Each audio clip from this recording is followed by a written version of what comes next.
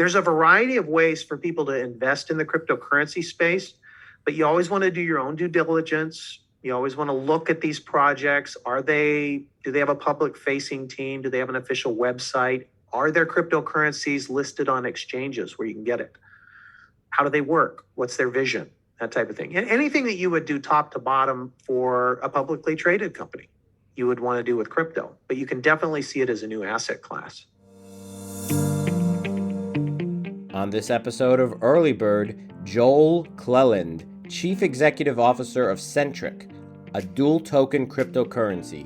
Joel joins the podcast today to talk about Centric's two unique tokens and his views on the current state of the crypto market. If you're an investor looking to stay on top of the latest market trends, then you're listening to the right podcast. This is Early Bird, and I'm your host, Stephen Lerner. Before we get to today's discussion, let me tell you how you can save time and beat the market through Early Bird, a free daily email newsletter featuring commentary about the latest trends in stocks, cryptocurrency, and equity crowdfunding. Early Bird is designed to help individual and non-professional investors stay on top of all of the critical investing trends. The newsletter is 100% free and is sent to your email box each weekday morning. Subscribe to Early Bird for free at www.earlybird.email. Once again, that's earlybird.email. And now, today's discussion. All right, Joel, welcome to the Early Bird podcast. How are you doing? Doing great. Thanks, Stephen. Joel, thank you so much for coming on the podcast today. We are going to talk about cryptocurrency and specifically the Centric network. But before we do any of that, Joel, please tell the audience a little bit about yourself. If you could give us a short 30-second biography about your background, that would be great. Sure. Thank you, Stephen. I'm the Chief Executive Officer at Centric, which includes Centric Foundation. And Centric Foundation's whole purpose is the promotion of Centric as a global borderless currency. My background is in education as well as traditional finance, and the balance of those two areas made me a good candidate to take care of Centric. I'm not the first CEO of Centric, but that's my focus. And I focus on investor engagement and education. Interesting. You have an incredible background, and you're doing great things with Centric. So before we, move on, tell the audience real quick, what exactly is Centric, in case they're not familiar with it? Thank you. Centric is a two-token cryptocurrency protocol, and one of our tokens is traded. That's Centric Swap CNS, and then one of our cryptocurrencies, Centric Rise CNR, is not designed to be traded and provides hourly yields to the user. Interesting. So you have two popular cryptos, and they both have two different purposes. Before we talk about Centric Swap, which can be traded, let's go into Centric Rise, which is a bit more transactional in nature, correct? Correct. And actually, both are transactional. Both can be accepted by businesses all over the world. Mm-hmm. But Centric Rise is really the flagship of the Centric network. And it's not designed to be traded. It's non-speculative. And the price of Centric Rise is calculated by the economists on our team, hard-coded to the blockchain. And we actually know what the price of CNR or Centric Rise CNR is this time next year. So you can look at it right there on the blockchain. That's good that you can kind of look ahead. Is it a bit of predictive analytics that you're using to determine that? There's a number of things. Full disclosure, I'm not one of the economists on our team, but they believe what's going to happen. They do a lot of forecasting and calculating, and then they come up with whatever the yield is going to be. Right now, the current yield for the month is 14%. Nice. So it's a very hefty yield. And what does Centric Rise yield? Centric Rise yields more of the traded token CNS every single hour. And with Centric Rise, the thought is for users to use Centric Rise to buy goods and services? Correct, within our network. And it's actually an excellent cryptocurrency for any type of a community that wants a cryptocurrency that has a clear future value, and they like the concept of hourly yields. I'm sure a lot of people would love to have some hourly yields with their cryptocurrencies. And I think it's an interesting trend with Centric Rise. We're starting to see more businesses, as you know, accept cryptocurrency as payments. Correct. We've seen it from major movie theaters to local barber shops. What do you make about the world being more accepting of crypto just for buying goods and services? I think there's two things in the mix. First, businesses and business owners, by their nature, are very astute. They know their businesses better than anybody, and they see that this new customer base is emerging. I call them crypto customers, and these are people who prefer to transact in cryptocurrency. And this isn't something new. You know, people have been transacting in Bitcoin for a number of years using crypto payment gateways like BitPay.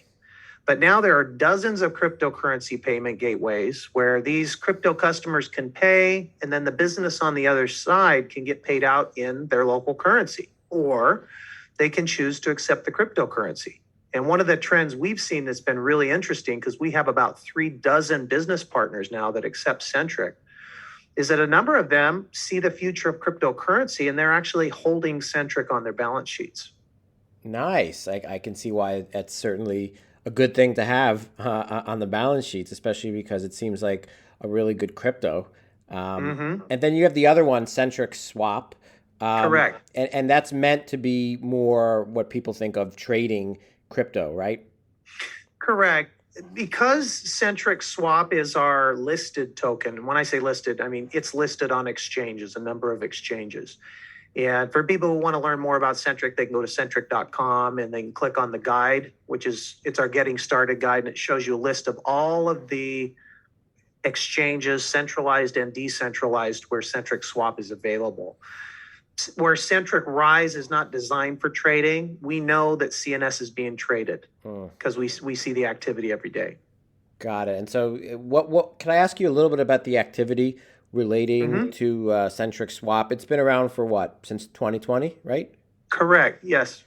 I'm just seeing right now certainly a big price surge when the crypto Centric Swap was public when it first came out in 2020, and then certainly fluctuations as any crypto has had since then. But it certainly doesn't. It seems like the price has gone in more of the red direction since then. What do you make of that? What do I attribute that to? Obviously, Centric Swap is an altcoin, just like Centric Rise is, and any other token other than Bitcoin, of course, is in the altcoin camp.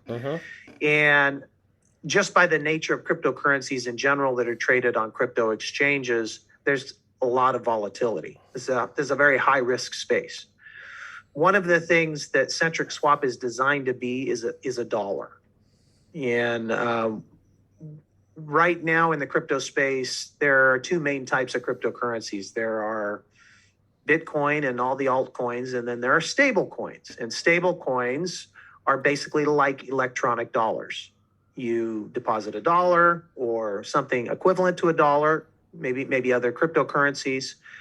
And then these stable coins are used in the market to basically stabilize value for businesses and traders. Traders like stable coins because they can hold their value in a stable coin in between trades. There's no fluctuation there.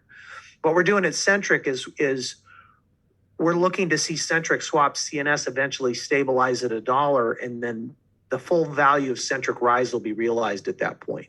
Nice. We reference this period, what we call protocol consensus, and protocol consensus is basically when Centric Swap CNS has stabilized at or near a dollar. So because Centric Swap is designed to be an electronic dollar, people who hold Centric Rise CNR, they know that every hour I hold Centric Rise CNR, I'm gaining more CNS. I see. So that's sort of so Centric Rise is a long-term play for a lot of people. That's why people like to stake Centric Rise CNR because they know every hour I hold that Centric Rise CNR, no matter where I'm holding it, I'm gaining more CNS value. So it's more than just a lot of crypto investors, they want to hold short term. You're saying this is meant for Mhm. more of the long term play. Correct. And the thing is, we never want to discourage traders from doing what traders do, which is, buy low, sell high, and take profits along the way, laddering their bets, if you will. But Centric Rise isn't designed for that. Centric Swap allows traders to do what they want to do in the market. Nice. It's good that you give them that opportunity to do that. Right. I don't even know. I don't even think that if I said that I disapprove that would make much of a difference. But the nice thing is that we know that most early adopters of cryptocurrency in general are going to be these crypto traders anyway. And so we want to attract crypto users, crypto traders, and then people who are true investors in the space and are stacking crypto for the long run. The long run is important. When we return, we'll hear from Joel about what he thinks about the crypto market in 2022 and his advice for crypto investors. But first, let me tell you how you can become a more informed investor through Early Bird, a free daily email newsletter. Early Bird has commentary on the latest events and trends in stocks, cryptocurrency, and crowdfunding.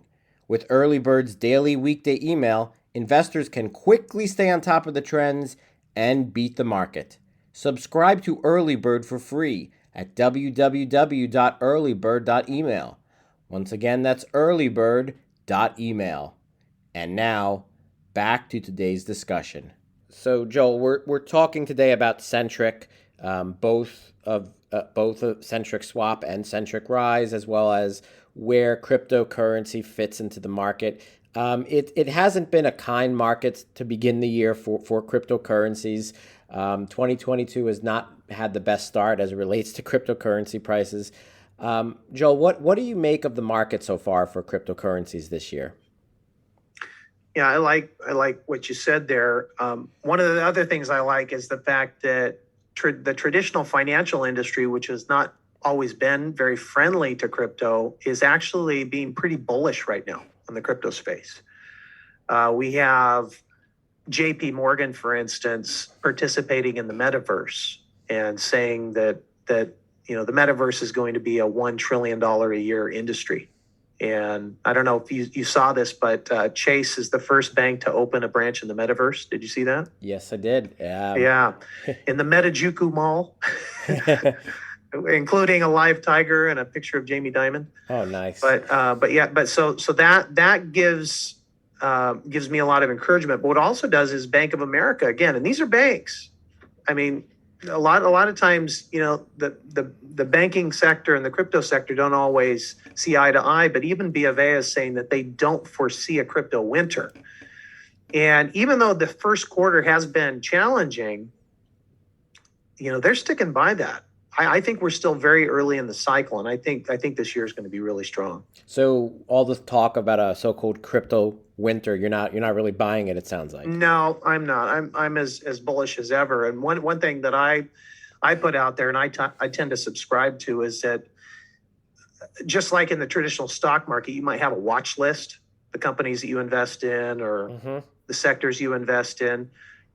I do the same thing with crypto. And when prices are low, that's when people are stacking that are paying attention. So it sounds like, given how bullish you are, where do you see crypto going at least for the rest of this year, 2022? I'd say that the growth will continue. There's a lot of innovation happening in the DeFi space and decentralized finance space.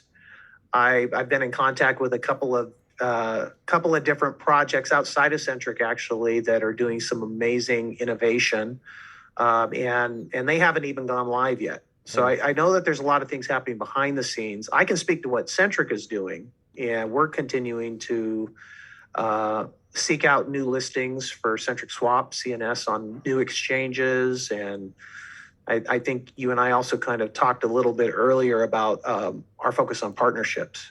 Yes. And I think that the crypto projects or crypto companies that continue to see this trend in crypto customers, people preferring to pay in crypto and take advantage of that, I think are going to be the most successful because they're getting the most real world use.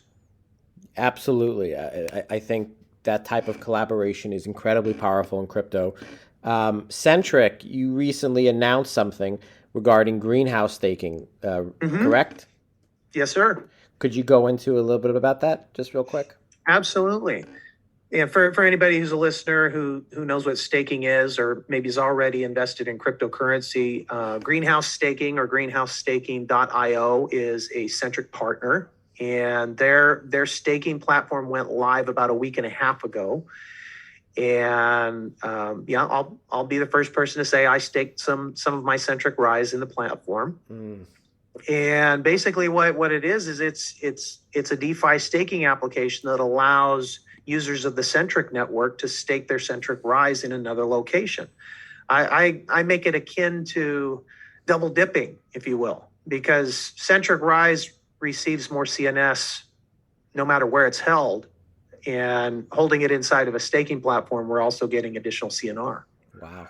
So I saw like in a week and a half, I've made a lot more CNR than if it was just sitting in my wallet, not getting more CNR, if that makes sense. Wow, congratulations. So GHS, yeah, well, congratulations to them. The GHS team, the greenhouse staking team, they worked really hard for like about a year and a half or so. And they went through a lot of just audits, making sure that the platform is secure, and they really wanted to do it right. And I my hat's off to them for doing such a good job, because I think they've locked up almost 70 million Centric Rise CNR tokens in the platform. Wow. So, and that's just in a week and a half. Incredible accomplishment. Yeah, huge. Back to what you were saying earlier about business acceptance of cryptocurrency. You know, and you were also talking about how, a lot of banks are already, very bullish on cryptocurrency as well. So do you consider crypto, for the investors' standpoint, to be that new asset class that, they really have to consider for their portfolios? Right. Obviously, I'm never going to tell people what to do with their money, but my background is traditional finance and education. And one of the topics that I talk about with people all the time is asset allocation. And we can definitely look at crypto as a new asset class. And there are even a few cryptocurrencies that would be deemed blue chip, if you will, blue chip cryptos. And there's a variety of ways for people to invest in the cryptocurrency space, but you always want to do your own due diligence. You always want to look at these projects. Do they have a public facing team? Do they have an official website? Are there cryptocurrencies listed on exchanges where you can get it? How do they work? What's their vision? That type of thing. And anything that you would do top to bottom for a publicly traded company, you would want to do with crypto. But you can definitely see it as a new asset class. Absolutely. And you're right about the importance of due diligence and investing in those projects that, they're publicly facing, who's running them. And Centric sounds like it's one of those networks as well, where everything's pretty transparent, right? That's our focus. It's been our focus. And, we like the fact that the whole blockchain space, even though maybe some team members might be anonymous in different projects, you can go right to the blockchain and see what's happening. So, which I think is great. That's one of the benefits of crypto is the transparency that you get with the blockchain. It's interesting, Stephen, because you have like anonymity and privacy mixed with transparency. It's really interesting. When the two meet, it's a wonderful thing. Yeah. I was doing a presentation last week at a Web3 thing, and I mentioned the Bitcoin white paper, page 6, and they have a model of like traditional finance with the third party intermediary in the mix, normally a bank, and then the new model with cryptocurrency where you're still private, you still have your privacy, your anonymity.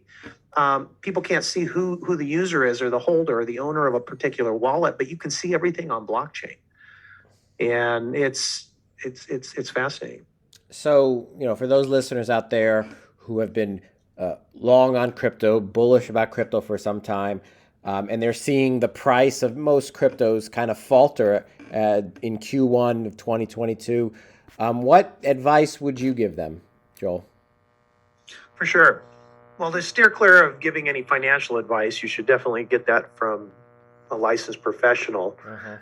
One of the things I'll just go back to is what I said earlier is have your watch list. Have if you're invested in crypto already or you're looking to invest in cryptocurrency, is have your list of projects that you are investing in or plan to.